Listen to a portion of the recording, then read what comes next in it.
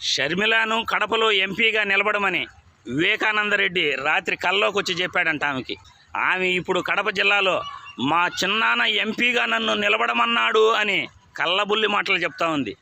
చంద్రబాబు దగ్గర ప్యాకేజీ తీసుకుని నేను ఎంపీగా ఇక్కడ నిలబడ్డాను, మా అన్నకు ద్రోహం చేసేందుకు, మా అన్నని ఎలా అయినా ముఖ్యమంత్రి పదవిని దింపేందుకు నేను ఆరాటపడుతున్నాను అని జనాలకి చెప్పాలి. కానీ ఇద్దరు అక్కాచెల్లెళ్ళు కూడా ఈరోజు ఎన్ని దొంగ మాటలు మాట్లాడుతున్నారు, ఎన్ని అబద్ధాలు చెప్తున్నారు, ప్రజలను కళ్ళబుల్లి మాటలతో నమ్మించే ప్రయత్నం చేస్తున్నారు.